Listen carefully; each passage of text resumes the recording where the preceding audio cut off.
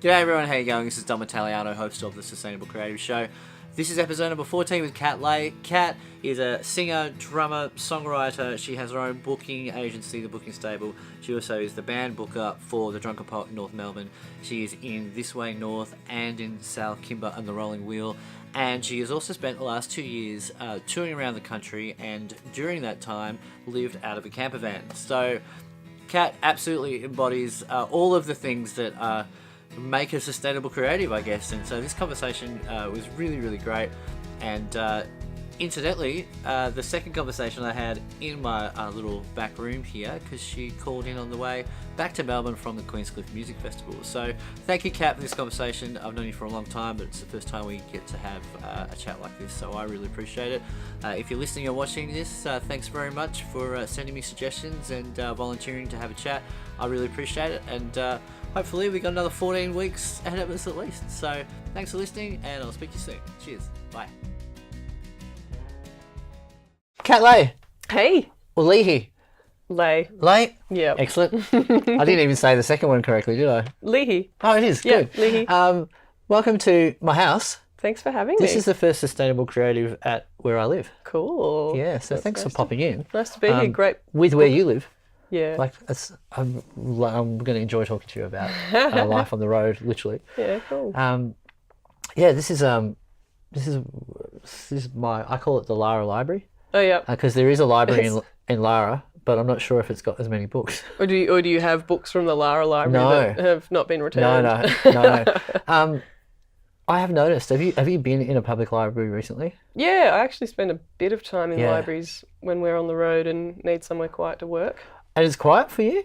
Because I've tried recently to go to a few libraries because I wanted the same thing, like to get out of the house to go and do something somewhere. I'm just like, there's some like, nursery rhymes day, and then I find the actual people who work in the library, they're pretty loud. Yeah, sometimes things can get, like, the idea of a library these days, I think, has changed a lot to the whole Usually, you know.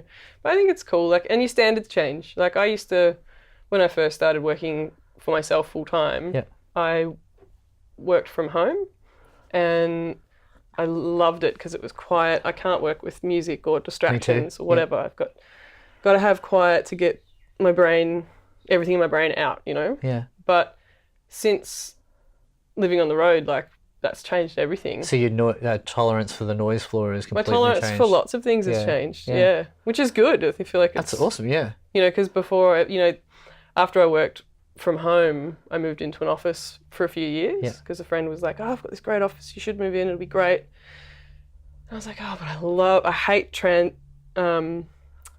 commuting. Yes, I think it's such a waste of time, especially when you work for yourself. Right. So why work in an office for that? And then I was like, oh, but the social aspect of it would be cool. And so that was cool. But was it one of those places where like there was a bunch of people renting the office space, so you had a shared space together? Yeah, a bit of a hub, like with a few different like managers and publicists and stuff. Oh, cool. Yeah. Right. Yeah, right. That's cool. Yeah. That's also really good that you've noticed that, your circumstances change, so your tolerance has changed. You go, you're aware of it, because I think so many people, their circumstances change and they lament that they're not what they used to be, and so so their tolerance is kind of lower. Yeah, you can. I mean, I think it just depends on what you want to get out of life or any situation. And I feel like my tolerances have changed because I love what I'm doing now, and I know the certain things that you need to kind of do to adapt. And humans are so adaptable; we just don't often allow ourselves to be. That's very, very true. Yeah. We'll talk more about that. So I have a question for you about how do I phrase this? So life on the road. Yeah. Now, you were just telling me earlier that you've been effectively living in a van, like a kind of camper van-y type scenario. Yeah. What made you choose that, and what sort of unexpected like great things has it brought? Oh, the whole thing has been kind of unexpected and great. Yeah.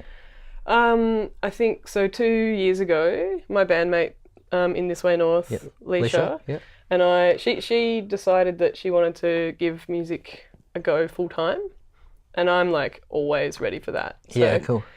we both just decided that it was time. She quit her job. She was working as a teacher full time for a few years. And yeah, she just quit her job and was like, all right, let's do this. So I'd bought a van sort of a few months earlier, and that's just, you know, it just kind of has evolved into us living this way. Yeah. Yeah. And, you know, we're booked solid. Like the last 2 years we've been booked solidly. So having a base, you're never there, would make no sense. Yeah. You know, and I'd lived in Melbourne for, I don't know, like 16 years or something, and loved it. Always thought you had to be in Melbourne if you wanted to do music. Yeah. Especially, like, I grew up in the country. So I always thought that Melbourne was the place to be. And even after travelling around the world, like, I just loved Melbourne. But sort of since... You lived in Canada for a while? I've never lived there, but I've just been there yeah. a lot. Lots of people get confused and think that I live there now. Oh, okay. Yeah, just because I'm there every summer. Yeah. Our winter. Yeah. But van life has sort of just happened upon me. Yeah, cool. But I love it. Great. Like, that's good. Yeah, it's something, I guess, that adaptable thing. It's like, if you want to, there's so much about living that way that I wouldn't have thought that I'd enjoy. Yeah. You know? Well, even that, you know, you want to live in the city. With the first $300 a week you earn, it's gone on rent. Yeah, and the only way, like, financially, that we can do what we do is because we don't have a base. Yeah, you know, cool. Because we came into, you know, we met sort of 4 years ago, and then 2 years ago we decided to go full time. So that was our real birth of the band. Going, okay, like, let's be serious about this, business plans and all that sort of stuff, and you know, you can't start out a business and have that much outlay. Like, and rent is such a big one, especially in the arts. Huge. Yeah, it's huge. I mean, even, you know, I've just done a massive reassessment of where I'm at because I've, you know, got a new partner. It's just like, whoa, okay. All those things crept up that I didn't think, you know, you added Netflix and a stand. You're like, do I need two? Do I watch that much TV? Yeah, it's like, and the other thing too, and then you go, and I've got YouTube Red, so that's $30 a month. I can just watch YouTube, you know. Yeah. So yeah, things like that. Is YouTube Red $30 a month? No, it's 10. But I was just saying, if you got the three of those things put together, then you go, oh well, I can. And I don't spend any time watching stuff. Yeah. So not you doing other fun things. Yeah, yeah. And that is an interesting thing about having that, making that choice to go, like, I'm going to go full time here. So, like, where do we start with it? And you go, well, we don't start $300 a week in the red just for someone to live when we are never going to be there, or rarely going to be there. Totally. So that's that thing about, like, sacrificing. Yeah. To do what you love, and or even adjusting your concept of what a sacrifice is. Yeah. Because then you go, like, well, what are we giving up? Well, not really much at the end of the day, especially when you're playing so much. Yeah. The one thing that I feel like living in a van I've given up is flying. I used to... you can't just leave your car somewhere. Well, over the last... Like, you can, but, like, over the last sort of 15 years of playing music pretty much full time, the first 9 of that, whenever I toured, it was flying everywhere. Yeah. Which was fun to a point, but it's also really stressful and really hard on your body. And it's also like a giant tube of, like, germs flying through the sky. And you can't avoid that. So I feel like traveling in a van has definitely allowed me to relax a little bit more, rather than going, okay, we're in Sydney, back to Melbourne, now in, you know, WA, now back to Melbourne, like, all this back and forth. It's like we can create a nice itinerary to just constantly flow. And sometimes it's a bit hectic and we have to do long drives like we did last week. But, you know, the rest of the time, it's really nice. And I love nature, and living in the city, you don't get much of it.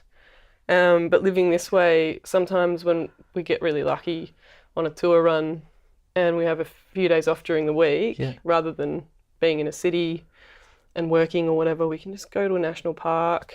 You know, we're lovely. We've got mobile Wi-Fi, so we just go somewhere beautiful, do the work we need, then go for a hike. You know, like, cool. It's a little bit more relaxing. Yeah, that does make sense. So yeah. When you said before, the idea is that if you want to be a muso, you've got to move to the city. Yeah. And that is because I do most of the covers, Yeah. that is 100% the case. Yeah. Because almost all of the, I mean, not almost, yeah, I'd say almost all of the work is concentrated around the urban areas. Yep. And so there's plenty of work, and there's clearly plenty of work if you go out of town as well, but then you're going out of town, and if you've got a house, you're going out of town and then back, and Yes. out of town and back. So, Totally. I imagine that, living in a van means that also your concept of where the gigs need to be changes too. Yep. So you can go, well, that's where we've got a festival booked in 2 months there, Yep. or 3 months time. So why don't we Make book a run Yeah. on the way? Because we've got to get there anyway. Yeah, and we're totally. taking the van. Yeah. We may as well go and end up being a full-time user, being booked all along the way. So that's how we kind of have been operating it the last 2 years. Yeah, cool. In terms of planning itineraries. Yeah. It's like book the key things and then plan it around And the it. key things tend to book quite far in advance anyway, Yep. don't they? So Yeah, mostly. you Sometimes do know what we you're doing yeah. 6 to 9 months out. Sometimes we'll get an odd, like, financial key thing that we're like, oh, okay, Yeah. we need to like scoot back to somewhere to do that Yeah, that sure. we wouldn't ideally do otherwise. But Yeah, well, that makes sense. So with that, you mentioned something that most original musicians would never really think of, Yeah. which is a business plan. Oh yeah. Yeah. So which is awesome. Yeah. My first real sit down with that, as far as original stuff was 18 months ago, and I did a possible campaign. Yep. And Those things are great. Like doing a grant or doing Yeah. a possible campaign are so awesome, regardless of whether you reach your target or you get the grant. Yeah. Like in terms of actually forcing you to sit down and think about what it is that you want to do. yeah, Because it's so easy in any creative industry to kind of get lost along the way and forget what the game plan is. yeah. Like it's Well, so easy to. And because the game plans are always changing because it's art and it's Well, creative. even that is and, like the idea of a game plan, and the concept of a plan with doing original music. Yeah. For a lot of people is, it's not what you do it for, kind of thing. yeah. But you can if you want. Yeah, absolutely. But if you incorporate it, what happens with the plan Yeah. is it gives you like a roadmap. I'm not trying to pun my way back to van life. But it gives you a map, so you go, well, I guess that's where we're going first, and that's where we're going second, Yeah. and well, if we want to go there, we actually need to add another part of the trip in. Definitely. I think yeah. people can be quite hesitant when it comes to writing a business plan for their creative project Yeah, because there's a worry about that business side of things, or thinking about your art as a brand is going to squash your creativity. Like that's just kind of a lot of people's mentality yeah, around creating a business plan, but it doesn't have to. Like, I guess I come from a bit of a different background because I do work, I've done management and I have an agency. Yeah. So I can see both ends of the spectrum, Yes, of like course. quite well. Sometimes I feel like I probably see the business side a little bit more than the creative side, right. unless I'm actually sitting down and playing the drums. Yeah. But that's just the way that my brain works. But yeah, like I feel like, they need to come together in some way. If you want to share your art with Yeah. the world, then having a very concise idea of what it is I was is going really to say, important. having a plan helps you know what it is. Yeah. And, I feel like you kind of need to know what it is first and then you plan. Yeah. Because if you make your plan first, then you're sort of changing the landscape. Didn't ruin that. It's all good. If you create your business plan first, then you're changing the landscape of what Yes. it is that you actually really deep down in your heart want to do. Yeah. So having the sort of soul discussion about what it is that Yeah. fills your soul, about why you do what you do, like having that discussion with yourself first and then moving forward into, okay, this is my dream. And like whenever I do like have kind of like a business chat with someone about like where they want to go with their career, I always start with that. It's Yeah. like, don't ever forget your dream. Yeah. And then work backwards. That's and then great. make your plan. Yep. And then readjust when things don't work or, Yeah, it's almost that concept too you've described as you don't.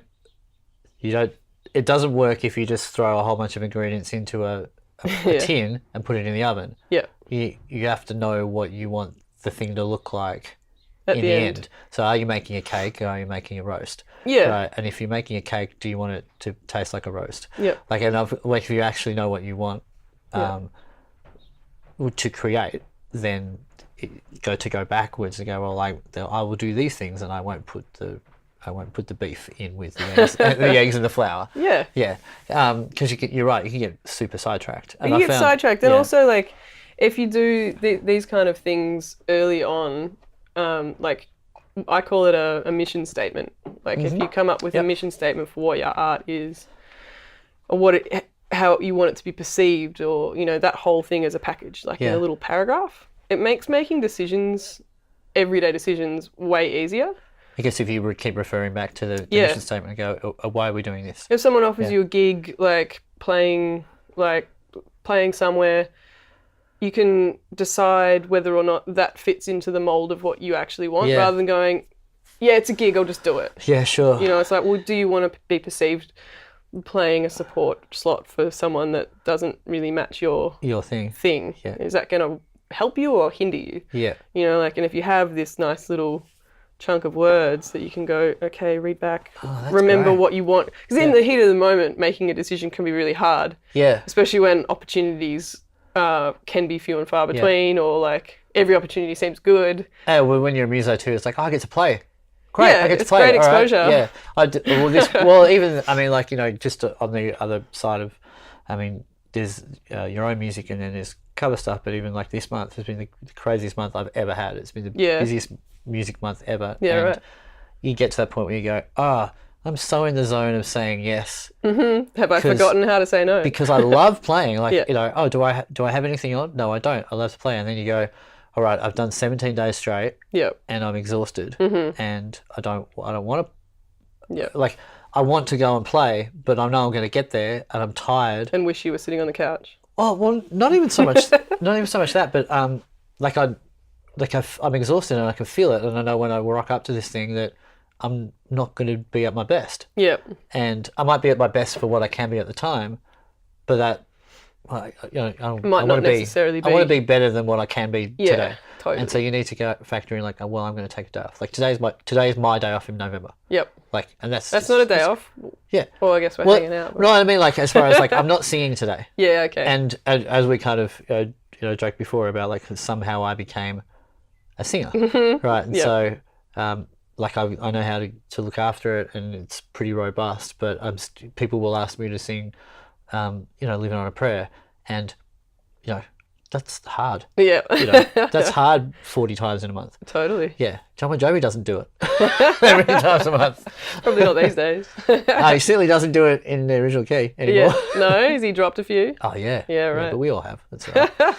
That's the, Well, the good thing about music school is you go, yeah, today I'm playing it down a third. Take the cap off. Yeah. Well, I accidentally became a singer as well. Yeah. Wasn't planning on that. Now, hey, do you want to see something cool? Yeah, always. Yeah. Awesome. See? I've been That's cool. Listening to you play drums for a very long time. And this is the first time I'd be able to rock the merch in the Sustainable Creative. Like, I've had people CDs before, but I haven't had... It suits you. It's good. It's beautiful. How was the process online? Did you find the shop okay? Do you know what? There was an issue. Yeah? Not one that deterred me. Yeah. But I was doing it on my phone, and there was... Something didn't quite work? Yeah. Was it Bandcamp? Yeah, it was Bandcamp, which is not the greatest platform. No. But like, I've got bought lots of stuff on Bandcamp before. No, it was just that I was on my phone, and it kept... the whole like drop down scroll thing, it just kept kind of going back to wherever it wanted to be. I was like, oh, okay. Like spasming. Yeah, yeah. Spasming on your phone. Yeah, right. But that's how it's stuff. But it wasn't. Yeah, it was fun. So I just wanted to say, because I was like, I want to show you that because that's the first CD that I had of yours, and then I can't remember what year it was, but then the next time I saw you play, I hadn't seen you for a while. You were playing with Sal. Yep. Kimber and the Rolling Wheel at Hills Are Alive. Oh, yeah. Was that 2007 or 8? I couldn't tell you. Okay. And so then I 2008. think, yeah. So I've been playing with her for 10 years. Yeah, cool. Yeah. And that's just a glorious band. Yeah. It's such a fun band. Yeah, cool. It's like a family unit. Yeah, well, it is. Yeah. As well. Well, yeah. Sal and her Buffy and her sister her Buffy.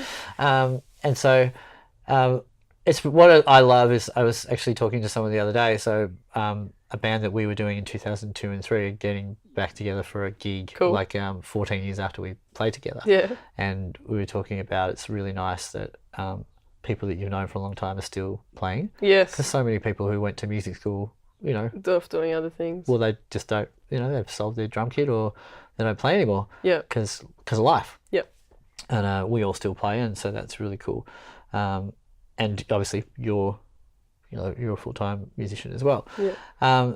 So what I want to ask you about the transition from you becoming the drummer who sings some backing vocals in the band with Sal. Like, you do a lot of harmonies, and on the records, your voice is clearly like on the records. It's there a little bit, not heaps. There's a few other people singing. Yeah, well, but I can hear you. Yeah. I know your voice, so Okay. that's what I'm saying. I know there's other voices, but you're in there. Yeah. And so, the transition from becoming the drummer who sings a bit to being an actor, the drummer who sings all the time. Yeah. Well, I don't know. It's a weird one because you're clearly a singer. Like, well, it's not... I was never a singer. Yeah, I never wanted to be a singer either. Like, I love playing drums. That's my happy place. I don't have to vocally engage, like, because I'm reasonably shy when it comes down to it. So, that's something for me that I'm very happy just sitting back playing drums. Yeah. It's great. So, yeah, I think when I started playing with Sal, Don't Mess With the Pony, I sang a little bit with. But I didn't have any idea what I was doing. Like, I think because we went to Box Hill together, I think I failed the oral class because I just had no idea how to pitch or sing or anything, and just seemed like a mystery to me. I might have been coaxed through. Yeah, I think I was coaxed through as well. Yeah. But yeah, so when I joined the band with Sal, there was a bit of a period of time where no one else was singing the backing vocals, so I kind of fell into, okay, well, I'll give it a try. Yeah. And then from there, it just evolved and became a little bit more and a little bit more. And then when Leahy and I, with This Way North, started playing together, there's just two of us. Yeah. So it's just drums, guitar. It's mighty sound for two people, isn't it? Yeah. Just drums, guitar, and initially her voice. Yeah. And I was like, oh, well, I can probably sing some backing. And then I wrote a few songs, which I'd never done before. Yeah. Like, so used to playing session drums with heaps of different singer-songwriters who are, incredible, like Lisa Miller and Chris Wilson and people like that. It's like, I didn't really even think about writing songs. I just loved playing drums. Yeah. So when I started playing with Leahy, I was like, okay, maybe I could write something. And so I just gave it a crack. And the first song I wrote was Pretty Much, which is the first song that we ever released. Yeah. So I wrote that song, but at the time, I didn't really... That song was born out of a drum groove that I loved, and then a phrase that kind of went with it. Cool. And then I didn't really have that much faith that I could sing and play that. So I gave it to Leahy to sing, and then I just sang BBs here and there.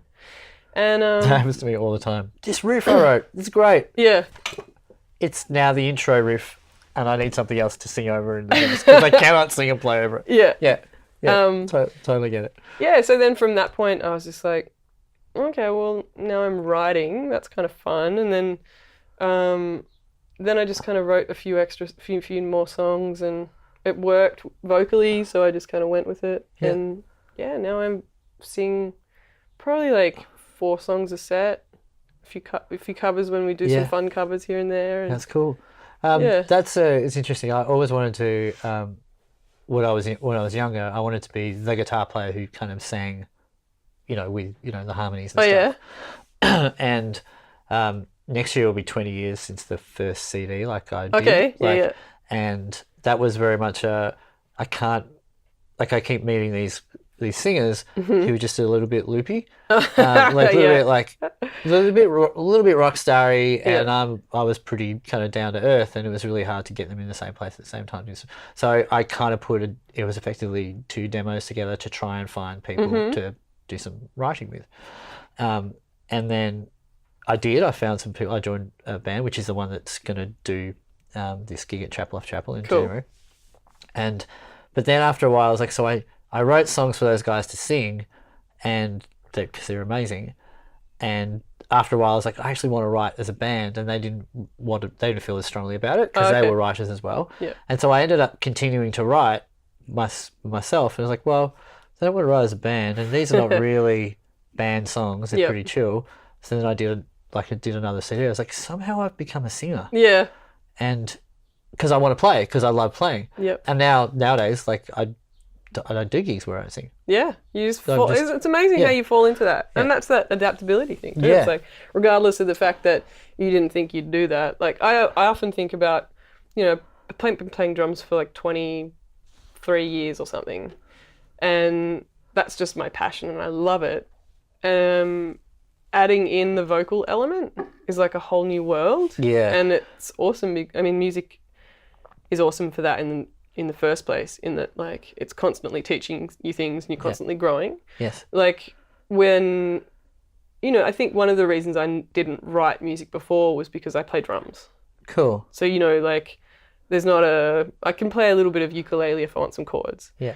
But, I don't really write sonically for that or anything, and so I just didn't really think about writing until I laid down a few grooves that I was like, this needs to be a song. Cool. And then so I write to the drums. As one of the questions I had is how does This Way North write? Because it often it sounds to me like as I quite often when I actually write a song, the thing that is in my head is the drum groove or the rhythm groove of, even if it's just boom, just something like that. Well, then you've got a beat and you've got something to work words around. It's there. That's cool. what I then you syncopate the lyric off it or whatever. So it does sound to me like you guys. I don't know whether it's within your sort of mission statement to kind of like to write for live performance, because there's this because there's 2 of you as well. There seems to be like you've got to cover. Well, you don't have to, but you do cover a lot of sonic space with just 2 instruments. Yeah, well, that's vocals. A nice little challenge that we like to set for ourselves. And it does sound like that. There's no boom cha stuff. It's like like this seems like they've created the things around. We're going to play this live, and it's a conscious idea to write this thing. Yeah, like this. In a way, I feel like. The way we write, at this stage, it's evolved into something. Like initially, when we first started jamming together, Alicia would write most of the stuff, come to me, we'd arrange it, and I'd make some suggestions here and there, and we'd arrange it musically together. Yeah, and then that evolved into me doing a similar thing, and then bringing her like a drum groove and some lyrics and. Being like, cool. And a melody, and being like, because I write drums melody and then give it to her, and like, figure out what goes under this. How do you figure that out? I don't know, but she manages.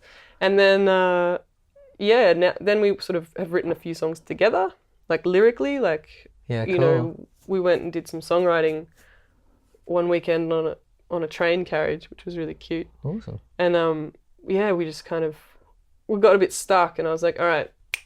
Sitting down at this table, glass of wine, we're not leaving the table until we've got a verse and a chorus. And so we've forced ourselves into that. Do you know that's a trouble that I have quite often is like I write the verse and the chorus and it's like, I've said it. Yeah. That's the thing. Like it's the conundrum, the solution. Yeah. And then songs generally have second verses. Yeah. I feel like it's easy. Like once you've got that there's like the evolution, you can find the evolution of it, and you just have to again force yourself sometimes. I don't know, but it seems to be because most songs I write tend to be a problem solving exercise of like I have a conundrum and I need to work out how I feel about it, and so this is how I do. That's cool. That's the beauty of art. Yeah, and so that's why sometimes I go, I don't maybe this is going to be Mr. Brightside, where you just sing the first verse again. Yeah. You know, for the second verse. That could work. I think that's okay. Yeah, no, it is. It's certainly okay. I've not done it yet, but yeah. So let me ask you about, because you just said, you know, drums is your passion. Yeah. But for the last 2 years, you've lived in a van. Yeah, there's not much room to set up a drum kit. Yeah, how do you get to exercise your passion other than go live? and do the live gigs? Well, at the moment it is pretty much live. Yeah. You are busy.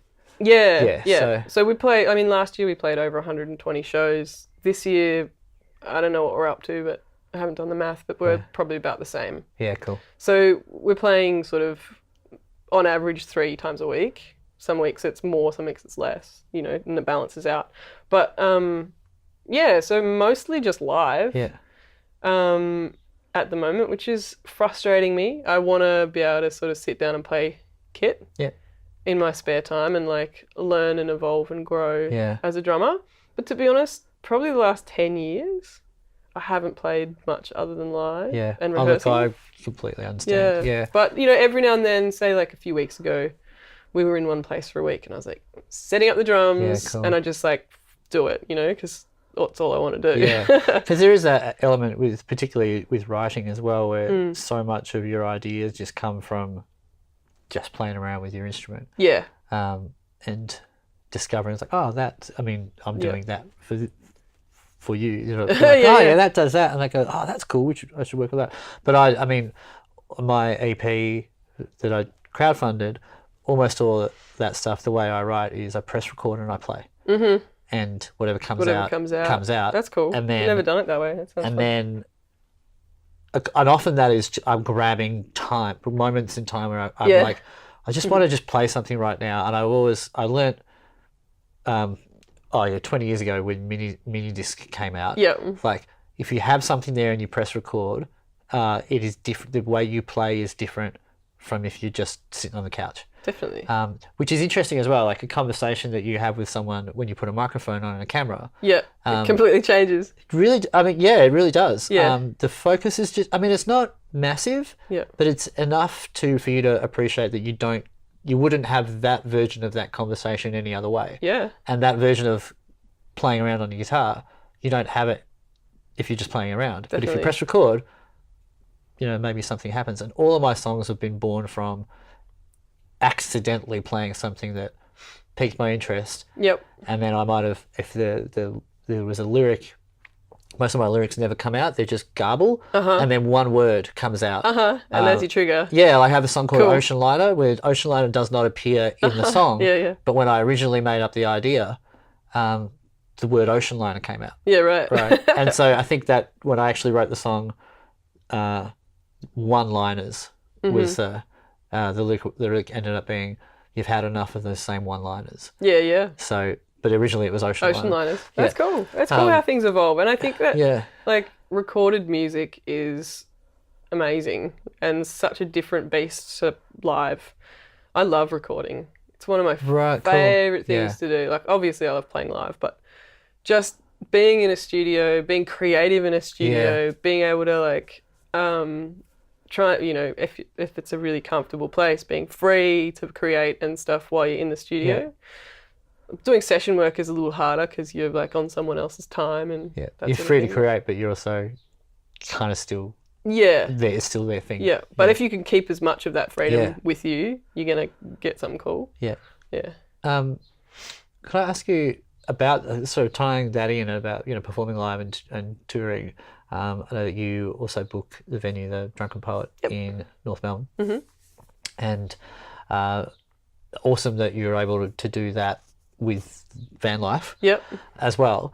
Now you've got, you know, with your act, you've got a business plan and you kind of like plan ahead for the year and you want to make sure that, you know, that's a sustainable thing. I imagine that you see all kinds of things come across your virtual desk. With the Drunken Poet? Yeah. Oh, that make you go, oh, guys, I wish you would just help me out here and don't send me a MySpace link. It's not even that. Just send me a link. Right. Sometimes. Like I get sent an email saying, hey, I heard your venue's great. Can I have a gig? I'm like, who are you? Yeah. Send links. Like, no one... I'll get passionate about this. No, please, because this is frustrating. This is you know, the other aspect of sustainable creative is like, because we were just talking about, you know, how we write songs, we make stuff up, right? And that is all about the muse in the moment, right? And then now we talk about business plans and the actual, so how you get from that to take that music to someone who books a venue. Well, I think like, and that's a you can be creative about that, but you still actually have to be functional, and because you're now dealing with other humans. Yeah, and I think lots of musicians get a bit scared about the admin side of things, and it's boring, and I'm not, you know, if you can keep it creative, that's obviously the best way to do it. But, you know, to a kind of degree, I think, so you wanted to know. Yeah, so I guess I was sort of like what do you, the things that you are passionate about how people contact the venue, and therefore in order to make your life easier as the person who books, because I imagine that has therefore informed how you approach all these other places that you want to book the band. In a way, like, because I've been running I run a booking agency as well. Booking stable? Yeah. So I've been running that for about 11 years now. And I've booked kind of national and international tours for the last 10 years for lots of different bands. Got a steady roster, and then I also book one-off tours for people here and there. And then I book the Drunken Poet on top of that. So with the Poet, I think like when people are looking for a gig, I often think like, what if you were booking a venue, what would you want someone to send you? And how much time would you have? Yes. Which is not very much. And, you know, all venues are inundated with emails. And so it's literally just fishing through, finding the stuff that's going to work at your venue. And not everything is going to work. And, you know, so you have to be a little bit aware of that. And also you want to have probably the least amount of follow-up contact as possible. So you want to keep everyone's jobs really simple streamlined. And focused, yeah, like basically if you can streamline, and with technology these days it's so easy to have stuff just ready to go and to streamline.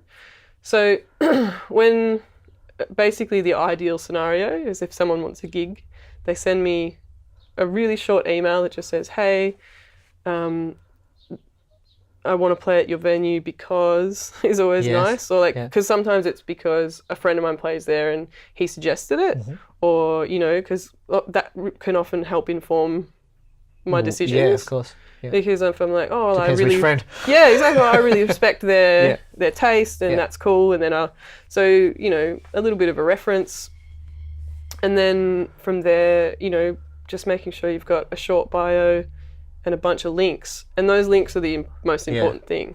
Like if anything, you could just send an email with the links. You know, because they're your assets. Because you as the booker need to be able to see like a live version of something, or like some audio. Yeah. Because, you know, there's no point you booking a metal band for the Drunken. Exactly. And I get sent gig requests from all metal bands, rock bands, stuff that's not suitable. It's like, we checked out this venue, like it's not gonna work. But so that's probably the best advice I can give, is just to be really concise. And if you know that it's a venue that on Thursday nights they have solo acoustic acts, and that's what you are, email and say, I want a Thursday. I'm a solo acoustic act. I'd love a Thursday and these are my available dates. Like being able to make the back and forth as limited as possible, it will get you what you want. How far out do you like to book? The venue that I book's pretty low key.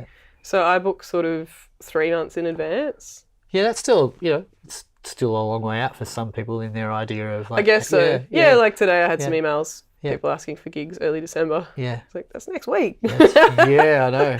You know, it's interesting too. I mean, like coming from the cover side, that side, we used to very much be like booked up. We'd either have residencies or you'd be booked 3-4 months in advance. The only thing that books really that far out now are weddings. Some corporates, but even corporates, like you get, we've got something in 3 weeks where we haven't worked out the entertainment yet. It's like, this is like clearly a $250,000 event. That you've got no entertainment for. But quite often venues, it's just, we better book. It's unreal. And so you end up kind of going, right, my November's really busy, December's kind of normal, and then it says December's next week. I had 2 emails this morning. It's like, are you available next Thursday? So, no. No, definitely not. I'm available the Thursday before Christmas. Yeah. But, it changes so rapidly. And, like, you know, things do pop up and, you know, like I can have a hole here and there that if someone is lucky enough to get in last minute, that's fine. But, I mean, also I have a pretty clear idea of who I want to get. Yeah. And, you know, we have a lot of regulars that we love. And you've been in that venue for a long time as well, so you've got... there's that other aspect of... Yeah, like I know really what knowing works. it. Yeah. But I think also, like, I just have a pretty clear understanding of what's going to work in that space. It's a small space. Yeah. So, I like it. It's a lovely venue. It's cool. A few times. Like Siobhan's just one of the loveliest humans in the world and just loves like she loves music, she loves poetry, she loves good quality, honest stuff. Yeah, and we were talking before we started this, and the good thing about that venue, unlike a lot of venues these days, is it knows what it is. Totally. And it's not trying to be 10 things at once. Totally. And we don't have, it's not a restaurant. You're not profit maximising, like trying to put this in the corner and that to get an extra bit here and there. It's just like, no, it's just a tiny 60 capacity venue. Yeah. That's a beautiful Irish themed, not Irish themed, but it's an traditional Irish pub. Not in the traditional Irish pub, like there's always an Irish band playing in the corner. Like if you're in Ireland, it's what it would be like. Yeah, cool. And it's like homely and you can have hot toddies and... which I did have when I played there in winter. They're the best. I've got a few things I wrote down. It's amazing, actually, how often I go to refer to the questions I've written. I've already asked them in conversation. What I wanted to ask you about is with the... because until you got here, I didn't know you were doing van life. And so I really want to wrap this up eventually so I can go see the van because cool. I've done quite a bit of campervanning in my time, and also when I've travelled overseas the last 2 times, I've taken my bike and I've cycle toured. Cool. Which quite funnily, because I've done that, people go, so how's the cycling going? It's like, I don't ride when I'm in Australia. I'm not a cyclist. Like, I'm not a Lycra kind of Sunday guy. It's a fun way to see the world. But and you were saying earlier about, if you've got 3 gigs, you might have a couple of days off, and then you can spend your time, in a nice place. It's supposed to be in a town or a city. What I found when I was doing the cycle touring is you just see the world at such a different pace. Definitely. And you take different roads than you would if you're in a car. Like you don't take highways. Yeah. You take back roads. Occasionally you have to. But it really does make you realise that, and the speed of which you're travelling is like, well, you see everything. You see everything. And a friend of mine the other day said to me, like, travelling in a van is like comparing walking and running. Like when you're traveling in a van, because often they don't move as fast. Like ours is full of gear. Yeah. So, we're going up a hill. We're not doing 100 anymore. So you see things on a walking pace a little bit more as well, which is kind of fun. So my question with that, so I had this question about sustainable living, which is kind of what the podcast is about doing things that are good for you. All right. Because, as I said earlier, before we're doing this conversation I find that a lot of people outside in the big real world, like they're just so full, their time's so full, and they're so easily triggered by a stressful situation. It's like that's an overreaction, and that, definitely. But I would imagine that van life has its own potentially has its own stresses. But you even say like much like myself, a fan of osteo. And I used to say with my ex-partner who was an osteopath, I said, sometimes I feel like 80% of the treatment is me taking an hour out of the day to lie down. Yeah, totally. Like to concentrate. It's not stealing a nap or I'm going to bed. It is just, I'm awake and I'm doing something good to look after myself. Yeah, it's a little bit of me time. I think that's important. Like I've got a bunch of different kind of healing people in my life, like osteopaths and even my dentist I feel like is like that. And, it's just bringing it all back to yourself for a bit, especially when a lot of your job is output and energy giving and information giving and all of that sort of stuff. Yeah, cool. So I find that really important. And very, like, without an osteo, my body I'd be a pretzel. I'd be a drumming pretzel. Right. Yeah, for sure. They do, they're very good. Like Totally. Yeah, I often say, like, people will say about a headache or this, that, or the other. I was like, do you have an osteopath? And they go, what's that? Like, Yeah. I find, do you know when you know something quite intimately, you understand something, Totally. and then it's like when, you talk about Sergeant Pepper's, and then someone says, what's Sergeant Pepper's? They're like, the Beatles? And they go, who are the Beatles? And You're like, where are you? What planet are you from? Yeah. And nowadays too, with, the fact that I'm 41, so if I speak to a 22, 23-year-old person, even a musician, yeah, like, that's quite common for them to not know those classic things. But at the same time, I did a few school workshops this year, and I noticed that one of the first questions we asked the kids was like, what are they listening to? Like, what are some of their favourite songs?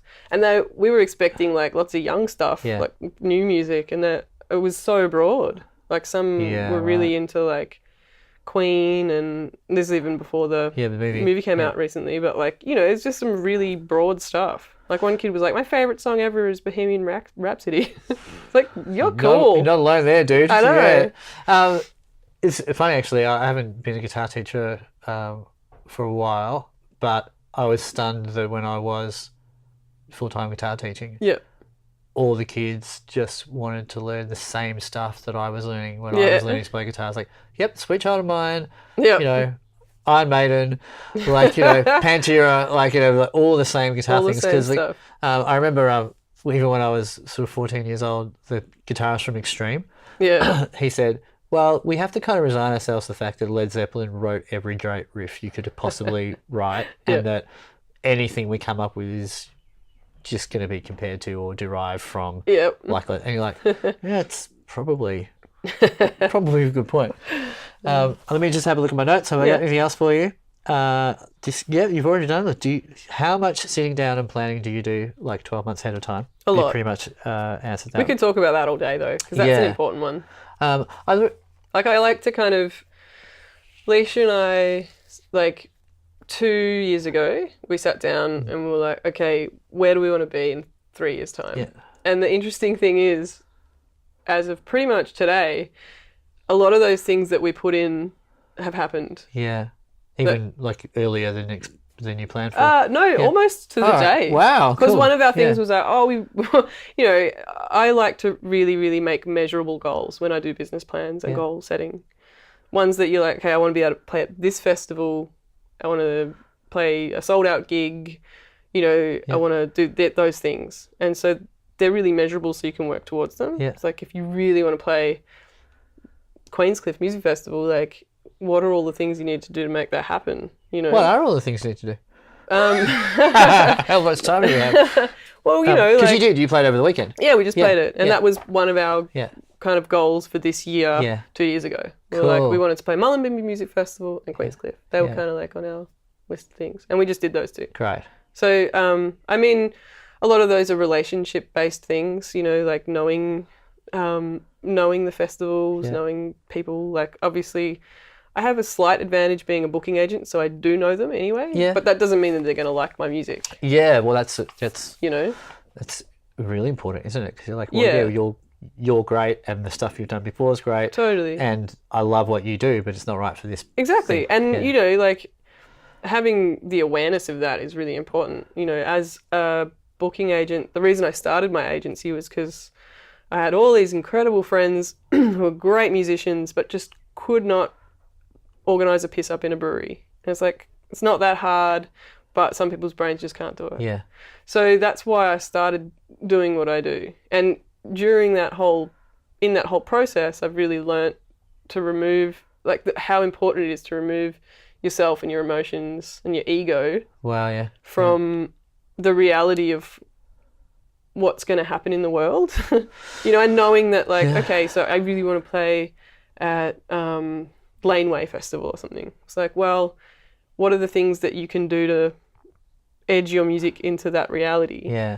Because, and knowing whether or not that's going to work, And also wanting to play somewhere and being right for it. Yeah. different things. Yeah. It's like you don't you don't go get a music degree if you want to be an osteopath. no. Yeah. Yeah. You go get an osteopathic degree. So, But so I like my agency has for many years been really based around folk, alternative country, bluegrassy sort of style, and This Way North is not that at all. So a lot of my contacts in the industry are not relevant for my own band, but that's okay. Like, it doesn't matter. But it's interesting. Also, a lot of the festivals that I was pitching, lots of the bands that I was working for in the past, once they heard This Way North, they were like, this is what we want, because I was pitching things that wasn't suitable for them. Sure. That's only very few festivals. Yeah. But it was interesting to see that happen. Yeah, cool. No, that makes sense though. Do you think that I've seen, with like social media and whatnot, and even because I do a lot of cover gigs, I haven't gone out to do a lot of original gigs. And one of the reasons is as well that, I was just telling you beforehand, like I moved back to Melbourne 4 years ago to find that most of my friends didn't live anywhere near Melbourne anymore.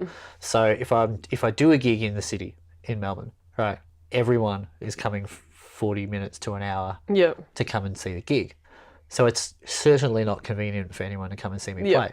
And so I started doing these Facebook Live gigs and was getting, doing 8 o'clock on a Monday night and having everybody tune in. That's awesome. It's a perfect time. Yeah, that's so cool. And that's the adaptability thing. It's like figuring out, okay, like people aren't coming to my shows. Why? Well, also, like, I'm 40 and so my friends have got little kids, and so if it's a Wednesday night, they can't be out. Yeah, well, it's like fixing your own problems. And the world is changing so rapidly, especially in music, like in so many ways. Like, we've moved out of having to have album cycles. Yeah. We've moved out of so many different things. And the important things, your assets and probably content and the frequency of content. Yeah, that's days, really true. Which totally is the opposite of what probably you and I grew up on, learning and knowing and thinking, and so trying to change that mindset is a lot harder these days. I remember very much that oh my God, there's a new Def Leppard album. Yeah, because it takes 3 years for them to make one. Yeah, and then they go on a tour. Totally. I mean, I think you asked like, what does it take to play at like Queenscliff, say, and so part of our business model, business plan, and this is completely honest, is like, okay, so that's in 2 years' time. What do we need to be doing around that time? What do we need to be doing around the time when they're like programming it and booking it to be able to display that we're worthy of it? Yeah. So we're a going concern. So also the idea of like, not just are we continuing to play around the country, but also we're releasing music. Yeah, so like still a bit of a cycle. You don't have to be touring all the time or playing every second night to be making a difference or like to be making a noise and be seen. I think the content thing is really important. Yeah. And when you release something. Yeah. So, say Queenscliff again, for instance, is in November. So if we released something in February this year, then the onset of that and everything that happens, so you release something and it takes a few months for things to kind of start generating and buzzing. And that's around the same time as festivals are looking to book that time of year. So that's, that was part of our process. Sure. Yeah. Yeah, that makes sense. Yeah. So making sure that they know that that's what you're doing. Yeah, and it's like, hey, we've got this new thing out because part of that whole plan is festivals want to book an act that they can sell. Yeah, they want that they can sell tickets for people to come and see. Yeah. And not every act on their bill is going to be a ticket sales person. Yeah. Some of them are just like new, no one's ever heard of, but the festival know they're great and they're going to have. Their audience is going to have an excellent experience discovering something new. But, a big part of it is cross-marketing. And if you can display that you have the ability to cross-market, it's like we've got this awesome new film clip that's coming out around the same time as your festival. You can use that to pitch us as part of your thing. So, it's all about that kind of stuff. Yeah, that's clever. And it just goes to show that, the idea of planning over a long enough period of time it needs to happen. Otherwise, you're just Yeah. you're just kind of doing it little bit by little bit. Yeah, and the further in advance that you can kind of conceive an idea, the better set up you are to be able to action plans, and you're not going to get to a point and be like, oh god damn, I wish we were doing that. Yeah. Where you're like, you could have been if you had your shit together. Yeah.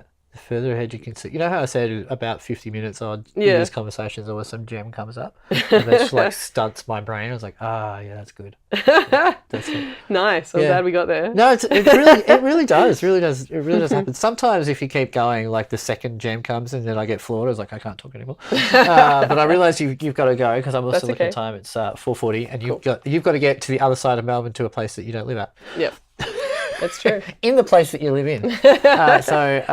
We'll wrap it up there so that you can get to where you've got to be. Awesome. Thank you so much for calling in on the way back from the Queenscliff Music Festival. You're welcome. Thanks for having the chat with me. And as always, it's lovely to talk to you. And as I said to everyone that I've spoken to so far, the way that we live these days, it's the modern life. It's busy. It's all over the place, and particularly once you get to be a bit older and you're established in your life as well. And so, you've got your inner circle that you see a bit, and then the outer circle you don't see as much. But the more time goes by, you pick up great people that you just never get to see. Yeah. And you're aware of great music that you don't get to go and see as well because you're working. Yeah. And so this has been a really good, this little project's been really good for me, getting to have a chat with people. I go, you know what, I just don't get to see you play. Reconnect. Very often at all. Yeah. And I want you to know that I'm always aware of what's going on because I do want to see you play. That's cool. And so I'm always been following because I think you're wonderful. And thanks for popping in. And, you're welcome. I'll see you again sometime. I'm sure. Maybe at a gig. Yeah. Or maybe at another one of these when we check back in a year, because now I can plan ahead a year. So I want to have Kat back on in a year and say, look what I was able to organise thanks to your good advice. That sounds perfect. Yeah. All right. Good plan. All right. See you later. See ya. Thanks.